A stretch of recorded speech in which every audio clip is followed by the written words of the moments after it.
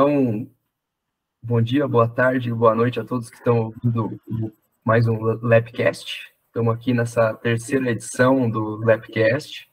A gente está dando continuidade ao nosso podcast do Laboratório de Estudos em Pedagogia do Esporte. E hoje a gente está com um convidado para discutir algumas coisas que circundam os assuntos que a gente trata no nosso laboratório e que acho que esse convidado tem muito a acrescentar, e acho que é uma discussão que cabe muito a partir das coisas que a gente vem tratando, né? O professor José Paulo Florenzano, ele que tem graduação em Ciências Sociais pela PUC São Paulo, né? É mestre em Antropologia também pela PUC, doutor em Antropologia também pela PUC, e tem pós-doutorado em Antropologia pela Faculdade de Filosofia, Letras e Ciências Humanas de São Paulo. Professor, obrigado pela disponibilidade, é um prazer tê-lo aqui. Por favor, se apresente para a gente começar a dialogar. Bom, eu gostaria, antes de mais nada, de agradecer o convite, Gabriel. É um prazer participar do debate. Como você já disse, eu sou um pesquisador cuja trajetória toda é baseada na história do futebol brasileiro, privilegiando questões como relações de poder, as práticas de liberdade e, por último, tentando estender um pouco essa reflexão para o contexto pós-colonial, que foi o trabalho de pós-doutorado. Muito interessante. Falando sobre, acho que hoje a gente pode se pautar um pouco no que o senhor trouxe na sua dissertação de mestrado, né? Foi publicado pela editora Musa, né, em 1998, né, com o título Afonsinho e Edmundo, a Rebeldia no Futebol Brasileiro. Queria saber como que foi a idealização desse tema, como que o senhor chegou nesses dois jogadores, nesse tema especificamente, como é que foi esse processo? Bom, eu devo muito esse trabalho à clarivisão, à clarividência da antropóloga Márcia Regina da Costa, que era minha orientadora à época na PUC de São Paulo. É uma pessoa importante na área de estudos do futebol, porque ela foi quase que uma pioneira aqui em São Paulo, orientando vários trabalhos. E, Gabriel, os trabalhos inicialmente que se voltavam para o futebol nos anos 90, invariavelmente acabavam discutindo torcidas organizadas. Então, esse foi um momento de muito interesse pelas torcidas organizadas, etnografias, o trabalho do Luiz Henrique de Toledo como uma referência já naquele momento. E eu também tinha inicialmente feito uma proposta para discutir as torcidas organizadas, talvez com a diferença de que eu havia acrescentado a figura do Edmundo, que se encontrava no auge na época. Havia toda uma construção simbólica em torno do animal, que era o apelido que ele tinha, e a relação dele com a Mancha Verde. E a partir dessa proposta, com muita perspicácia, a Márcia Regina da Costa me fez uma contraproposta. Ela disse: as pessoas estão todas discutindo torcida organizada. Por que você não faz um mestrado baseado nessas figuras transgressoras como o Edmundo? E aí foi um estalo, porque realmente era um campo inexplorado. Eu me dei conta que era possível rapidamente mapear estas personagens ao longo do tempo, e nós recuamos até o final dos anos 60 e início dos anos 70, com a figura, digamos, quase que arquetípica da rebeldia no futebol brasileiro, que é o Afonsinho, né?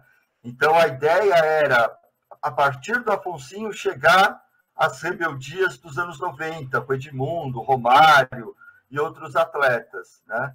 Então, foi dessa maneira que eu acabei discutindo esse tema. Interessante. E como que o autor, talvez que seja a base para isso tudo, que é o Foucault, como que ele entra nessa história também? Desculpa, quem? Foucault. O como Foucault. Que o Foucault? O Foucault, ele é um interesse que eu acabei alimentando ao longo da graduação. meu TCC foi baseado na História da Loucura, do Foucault. Eu acabei me aprofundando na leitura do Foucault e achei rapidamente a relação do Foucault com a rebeldia, porque era exatamente a ideia, né, de como resistir a esses esquemas que investem sobre o corpo, tentando majorar as forças produtivas do corpo, sem necessariamente, né, empregar estratégias repressoras. Então, eu me dei conta que havia ali um referencial teórico muito importante para pensar essas relações de poder dentro do futebol, porque, claro, quando você está trabalhando com a rebeldia, você está trabalhando com esse quadro de análise, né? Quais são os investimentos do poder, de que maneira os atletas resistem. Essa resistência ela é meramente reativa, uma sabotagem para bloquear as estratégias de poder, ou elas conseguem inverter essas relações e desencadear um processo alternativo com um modelo de futebol. Então, são todas essas questões que o Foucault permite pensar. Interessante. E começando a falar sobre a obra, no começo do livro você começa falando sobre o que talvez tinha sido uma virtude do nosso futebol, passa a ser um defeito dele, por essa lógica que é trazida, né, por essa questão toda do que Foucault já traz, né, indo muito ao encontro disso. Como é que você entende essa passagem, né? Como isso começa a se desenvolver aqui? Como o drible passa de uma virtude para um defeito do nosso futebol que atrapalha o jogo de futebol em si? Então, eu consegui detectar um momento que eu acho que é crucial na história do futebol brasileiro, que é a década de 60 e um evento muito, muito importante que é a Copa de 66. Porque havia toda a expectativa do tricampeonato, ela não se concretiza, ao contrário, é considerado um vexame a campanha do Brasil, eliminado logo na primeira fase. E esse evento desencadeia internamente no Brasil uma discussão a respeito daquilo que, de uma hora para outra, passa a ser a decadência do futebol brasileiro. A percepção que surge de uma maneira muito intensa, como diz o Nelson Rodrigues, como se a conquista do bicampeonato tivesse ficado muito para trás, num passado distante, né? E isso chamou a atenção, esse ponto de inflexão no discurso dos especialistas, jornalistas, técnicos, preparadores físicos, e quase que uma urgência em modernizar o futebol brasileiro, colocá-lo novamente em condições de competir com os europeus. Nesse sentido, a proposta de dispositivo do Foucault também permitia pensar esse evento crucial, porque o dispositivo ele é aquele conjunto heteróclito que o Foucault menciona, heterogêneo, que envolve uma série de coisas, mas ele responde a uma urgência histórica, né? E me pareceu que o dispositivo de poder no futebol que se implantava naquele momento atendia exatamente a essa urgência de modernizar o futebol brasileiro. Então, todo esse reordenamento de forças no campo do futebol brasileiro tem como objetivo, portanto, modernizar o futebol, esse discurso da modernização dos anos 60, que deve ficar nas mãos dos cientistas, né? Então, a preparação física ganhando um espaço privilegiado, a medicina e os treinadores também. Então, você percebe que há um jogo de poder de transferir o comando, as decisões, para um corpo de especialistas legitimado com os diplomas e a ciência e assim por diante. E, nesse sentido também, Gabriel, não se trata exatamente de abolir o drible, mas de torná-lo útil dentro daquilo que era a proposta de um futebol moderno. Então, assim, é como utilizar as forças, não exatamente de eliminá-las, reprimi-las, não é? A ideia era de que, combinando o talento que era considerado inato, dentro daquela construção, não é, de um talento inato, com a ciência, o Brasil seria imbatível. Mas a ciência passa a exercer um papel fundamental. Ela é quase a condição necessária para o exercício do talento.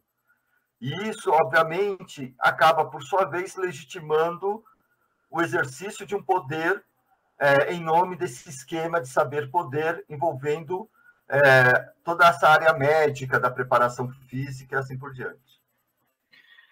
Então, nessa lógica, talvez o jogador ele passa a ser reduzido a peça, né? Deixa de ser alguém atrelado a esse jogo e passa a estar muito linkado àquilo, a uma coisa dentro de tudo aquilo ali, né? E eu queria entender de que maneira o senhor pensa essa questão de como o futebol brasileiro é afetado por isso, de como isso chega e de como talvez a gente perca alguma coisa a partir disso. Então, assim, é importante também deixar claro, Gabriel, que não se trata de fazer um discurso obscurantista contra a ciência, né? Então, pouco contra a medicina esportiva, a preparação física.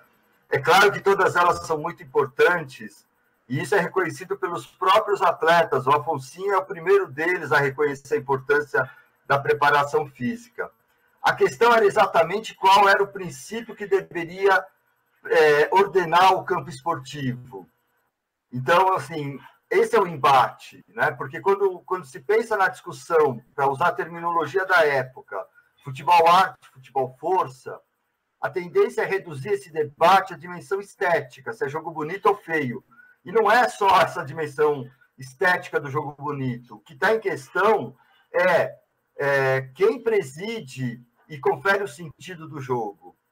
É um jogo cuja hierarquia compete a força física e, portanto, você legitima, né, todo esse conjunto de profissionais em torno dessa urgência, dessa necessidade, ou você privilegia uma dimensão mais técnica, né, do jogo. E aí, claro, esse outro princípio vai, por sua vez, transferir o poder, ou pelo menos equilibrar o poder com os atletas. Então, quando você me pergunta o que o futebol brasileiro perde, eu estou cada vez mais convencido que é uma perda terrível e que ajuda a entender a decadência atual do futebol brasileiro. Porque o que você retira do futebol brasileiro é o poder de iniciativa, de liderança, de decisão que, em boa parte, cabia ao atleta brasileiro. Então, assim, essa hierarquia que se estabelece do comandante e do comandado, que exige que o comandado, o atleta, seja despojado dessa iniciativa, desse poder, e, portanto, da capacidade de pensar o jogo. Porque você tem que legitimar também a comissão técnica, e dentro dela a figura do técnico, o professor, etc. Então, eu acho que não é casual que nós não tenhamos hoje o camisa 10. Por que desapareceu a figura do camisa 10? O jogador que pensava o jogo. Porque o pensamento, que é um princípio de poder, está nas mãos da comissão técnica. Ela que pensa, ela que planeja e, portanto, ela detém o poder. Só que nós estamos pagando um preço muito alto, porque hoje você não tem atletas, como toda uma geração despontou, né, com Gerson, Dirceu Lopes, Ademir da Guia, o próprio Afonsinho, atletas que jamais você poderia reduzir ao papel de comandado, né, porque eram atletas que também participavam do exercício do poder, pelo menos equilibravam, digamos assim, não é, as forças.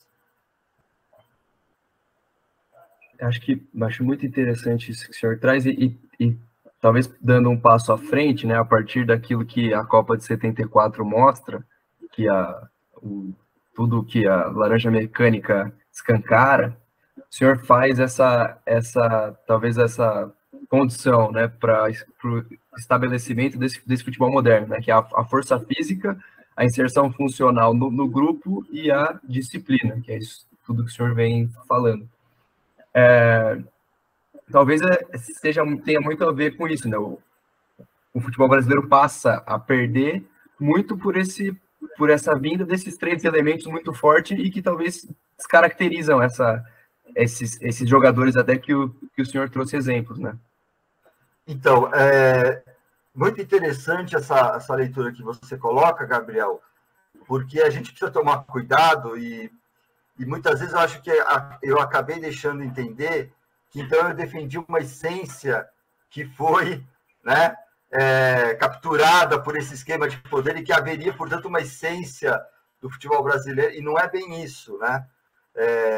Assim, tem uma historicidade, é claro que essas coisas se transformam, mas o que eu quero destacar, primeiro, é que essa crítica ela não é um discurso contra a tática em defesa do livre talento inato do brasileiro, não é nada disso. A questão é quem discute a tática. Claro que todo coletivo precisa de disciplina, mas, novamente, quem é que discute as regras disciplinares que um grupo deve seguir, entendeu? É essa questão que eu queria colocar. E quando você também lembra o episódio da Holanda de 74, ele é muito importante para entender o descaminho do futebol brasileiro. Porque se você pegar o Cruyff e a Holanda, de modo geral, ela se inspira muito na seleção de 70, no que havia de genial naquela seleção de 70, de dinâmica, de posicionamentos e liberdade de ação, mas também de um esquema tático, que havia, óbvio, né? E o Brasil acaba, ao contrário, acreditando num discurso que é uma batalha de narrativas, Gabriel, do que foi decisivo na Copa de 70. Então você tem uma parte da mídia celebrando o futebol arte, esse talento inato, mas você tem também, nesse momento, técnicos, preparadores físicos, médicos, e toda a militarização celebrando a organização militar, a força física, a preparação física que ficou nas mãos dos militares e que, portanto, esse é o segredo do sucesso. E aí que o Brasil se perde, porque em 74, 78, ele vai investir muito em preparação física, numa hierarquia autoritária, na ideia de que você tem que ter uma comissão técnica capaz de gerir o grupo, né? Deu no que deu 74 e 78.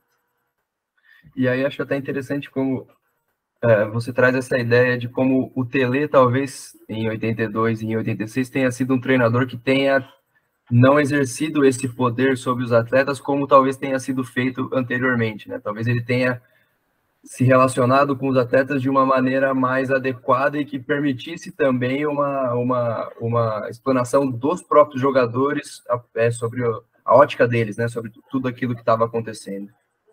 Exato. O Tele ele é muito perspicaz porque ele percebe que ele tem uma geração nas mãos extraordinária, Falcão, Sócrates, Zico, e que você enquadrar esse grupo num esquema autoritário, disciplinar, no modelo da caserna, era uma estupidez, e, portanto, ele tenta resgatar aquilo que havia na seleção de 70, em termos de participação dos atletas, né? Porque você tem, então, dois mitos, digamos assim, a partir de 70, que são simétricos e inversos. Há uma mitologia de que a conquista foi graças à militarização, né? E há uma mitologia popular de esquerda dizendo que o Zagallo tinha um papel meramente decorativo, que não interessou esquema tático, preparação física, que foi o talento dos atletas. Então, assim, não é nem uma coisa nem outra, não é? E o Tele, em 82, e junto com os atletas que tinham 70 como referência, resgatam o equilíbrio, digamos assim, desses elementos que estão presentes em qualquer equipe de futebol. Interessante. E talvez isso tenha acontecido depois de tudo aquilo que aconteceu com Afonsinho, né? Que você traz muito bem durante a obra. Queria que você contasse um pouquinho, até para quem não leu e para quem não sabe, como foi todo o processo do Afonsinho e toda a dificuldade que ele teve e que desemboca na lei do passe posteriormente. Como foi todo esse processo que tem muito a ver com os poderes exercidos sobre ele? Então, vamos lá. Para os que não conhecem o Afonsinho, de imediato, eu diria a você e a todos aqueles que nos acompanham, que o Afonsinho é o representante da contracultura no futebol. Né? Pense em maio de 68, o Afonsinho é o maio de 68 no futebol.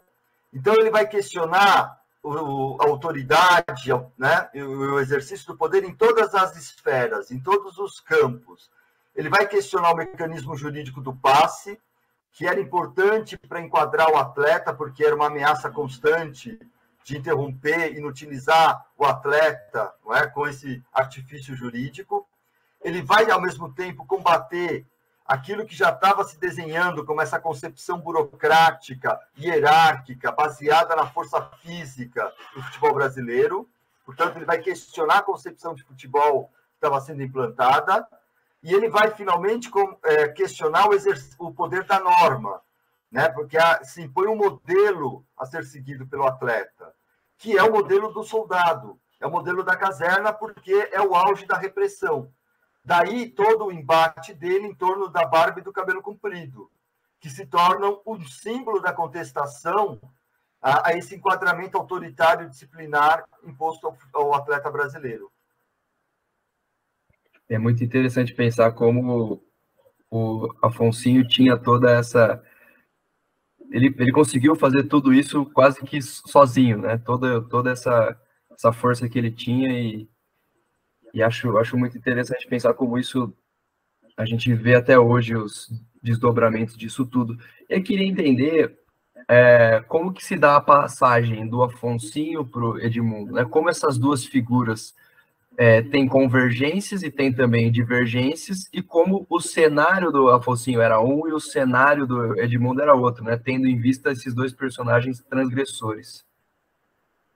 Vamos lá, para pensar essa passagem no plano teórico, é importante a tua pergunta, porque vai me permitir aqui fazer uma dupla justiça.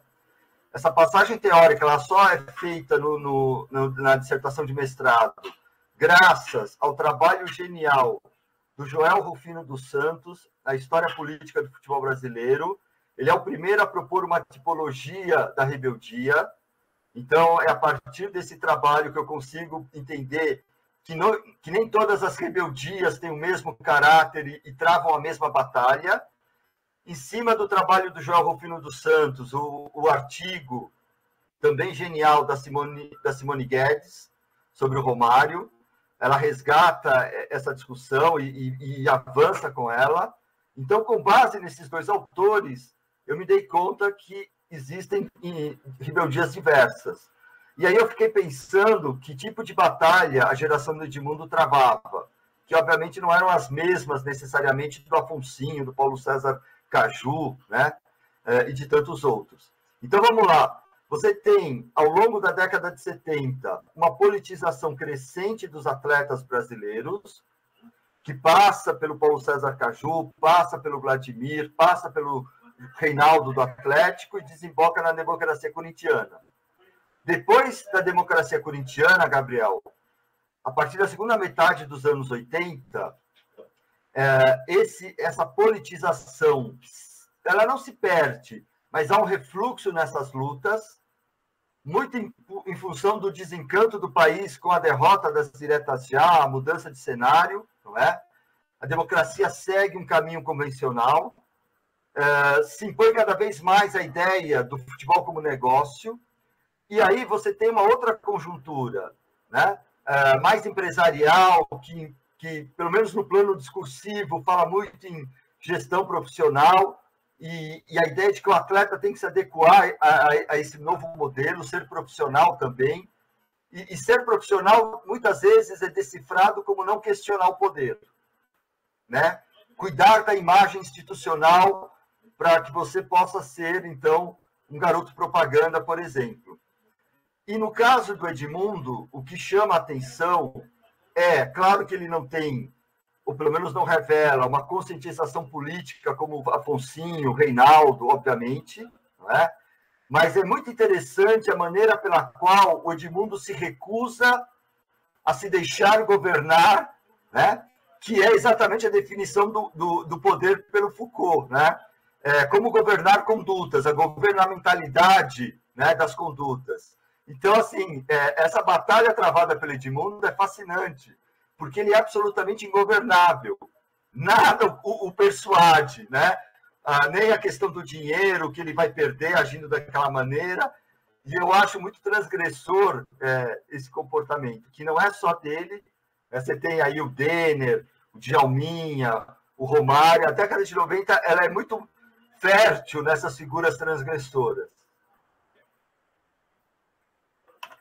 Interessante. E queria entender como o animal entra dentro dessa história, né? Como Edmundo passa a ser visto como animal? Como é que se dá essa nomenclatura, né, que ele acaba tendo? Então, esse é um tema que extravasa o universo do futebol, porque ele começa dentro do futebol, uma ação do Osmar Santos na TV Manchete para promover as transmissões do Campeonato Paulista, e aí eles elegiam o animal do jogo que pretendia ter essa acepção do craque do jogo, o cara que estraçalhou com o adversário no sentido metafórico.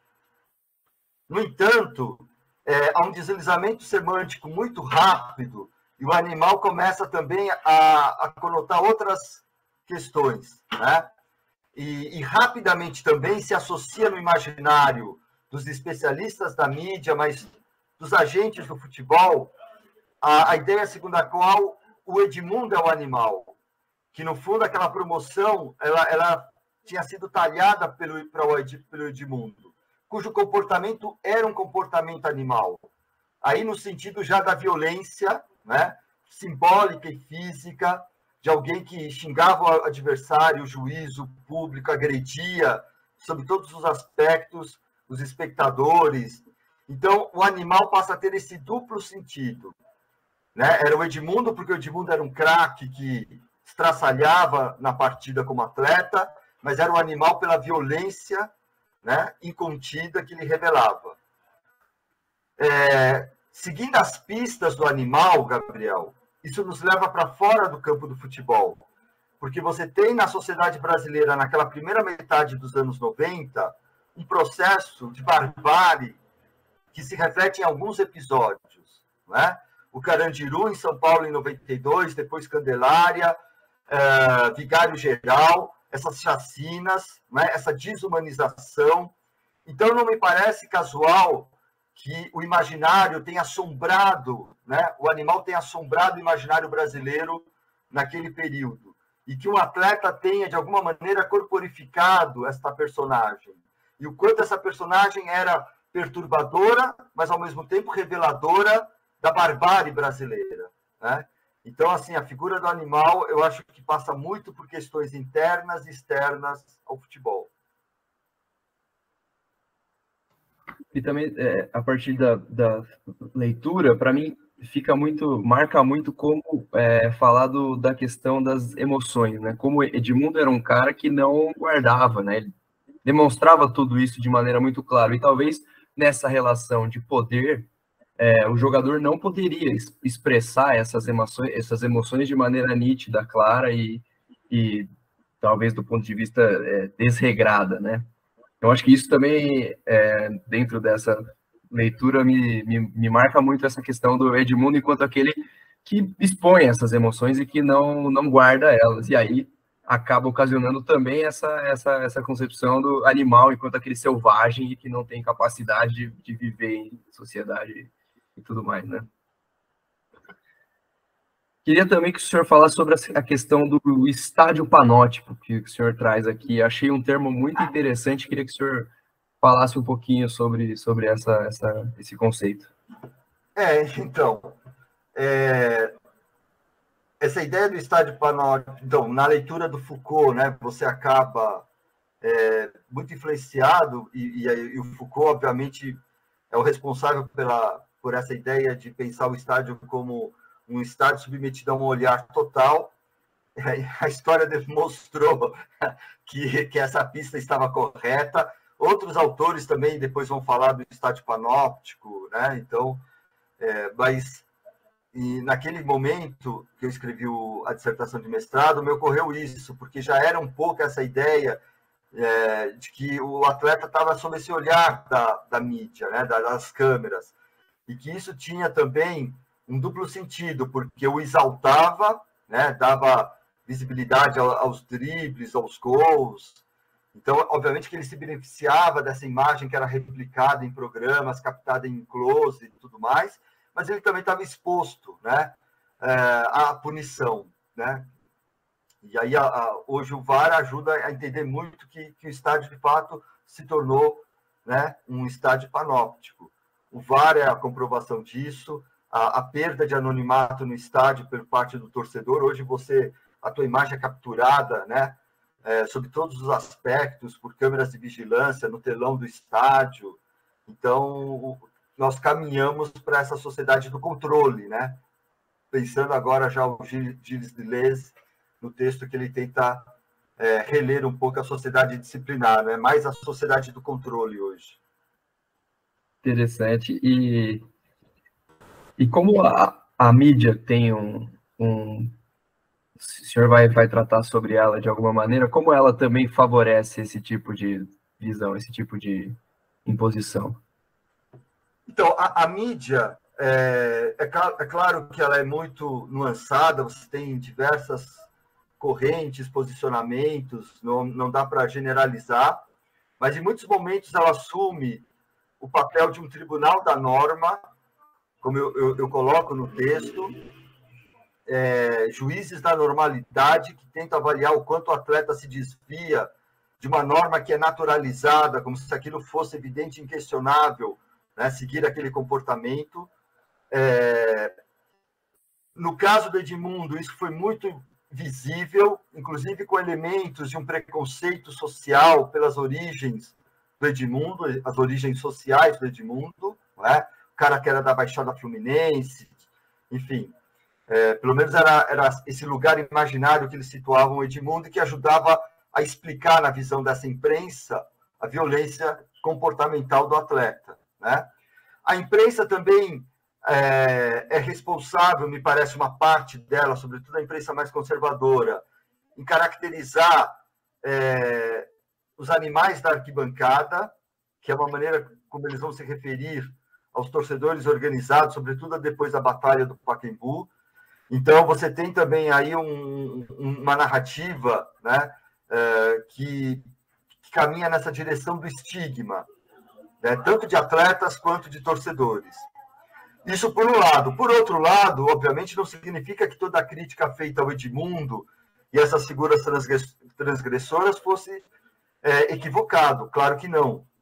Né? Mas muito do que foi, à época, utilizado como argumento para justificar o enquadramento disciplinar do Edmundo, né? A ideia de enviá-lo para um psicólogo esportivo, e o que se espera de um psicólogo esportivo, né? O papel que ele deve desempenhar dentro do futebol é muito revelador desse jogo de poder, porque, obviamente, não se espera a ideia de uma análise capaz de fazer uma introspecção, uma autorreflexão crítica e potencializar esse olhar crítico do sujeito. É uma psicologia que tem como objetivo recolocar o atleta na funcionalidade que se espera dele, né? Exatamente. E pensando hoje em dia, né, a gente vê poucas figuras transgressoras, talvez como a gente tenha visto Afonsinho, Paulo César Caju, Edmundo, Djalminha e tantos outros, né? E por quais razões, não sei o que o senhor enxerga hoje em dia, por quais razões que esse tipo de figura talvez, não sei se não apareça ou apareça de maneira diferente ou apareça com menos ênfase. O que o senhor acha desse contexto atual do nosso futebol? Então, eu penso, Gabriel, que a gente deve analisar essa questão que você coloca, né, cruzando duas variáveis. Uma é a variável da relação do futebol com a sociedade.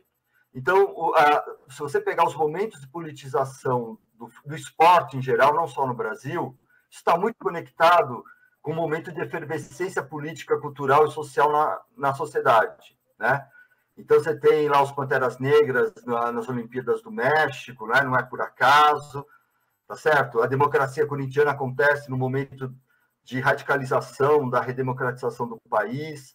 E aí, se você avançar no tempo e pegar as jornadas de junho de 2013, você tem um bom senso, né? Com todas as ressalvas que você possa fazer ao movimento do bom senso, ele é uma iniciativa muito interessante naquele momento. Então, essa acho que é uma chave de leitura, né? Quando que se dá a politização no campo esportivo? Ela está sempre ligada ao contexto mais amplo. Por outro lado, no caso brasileiro, Gabriel, nós temos uma tradição de luta que não tem o reconhecimento que deveria ter. O Brasil, você sabe, é muito conhecido pelo jogo bonito, né? Dentro e fora do país. Então, isso empobrece a visão que nós temos do nosso futebol, porque ele é muito rico politicamente.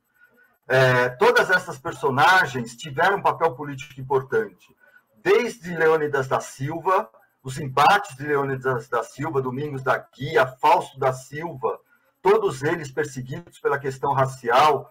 Você tem o Santos na era Pelé, que teve um papel importantíssimo, né, na difusão do pan-africanismo, do time da diáspora, na autoestima, valorização desses grupos em toda a América, né?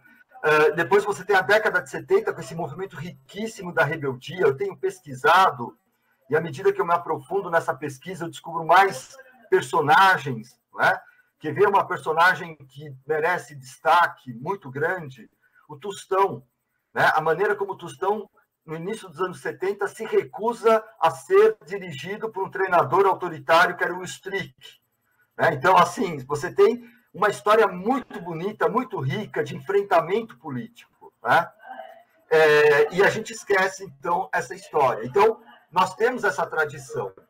E essa tradição, ela vem à tona reforçada por esse contexto mais amplo da sociedade, né? Então, neste momento, eu acho que nós temos manifestações de atletas que expressam no campo esportivo a conscientização crescente da luta contra o racismo, né? Então, se você pegar os atletas, Gabriel, que se manifestaram no início dos anos 2000, né? Desde o grafite, passando pelo Manuel, por tantos outros, até o Aranha, recusando, né, o xingamento racista, seja do atleta adversário, seja do público, isso é um marco extraordinário, né? Que culmina agora na posição do Vinícius Júnior. Então, hoje, a politização ela passa muito, e não me parece casual, porque são as questões da sociedade, pela questão racial e pela questão de gênero. Fantástico. Acho que passa essa ideia de que talvez as lutas mudem e que talvez a gente continue lutando contra elas somente mudaram de lado e de figura, né? Muito interessante. Professor, agradeço muito a oportunidade, acho que foi um bate-papo interessantíssimo, acho que daria para a gente ficar falando muito tempo, acho que tem muita coisa interessante que o senhor trouxe a partir dessa obra, de tantas outras coisas que o senhor já escreveu. Agradeço e fica um convite para uma outra conversa, acho que a gente tem muito a trocar ainda. Gabriel, eu que agradeço, foi muito prazerosa a conversa, parabéns pelas questões, muito estimulantes. E eu estou sempre à disposição. Precisou, é só me chamar. Muito obrigado. Grande abraço, hein? Valeu. Tchau, tchau.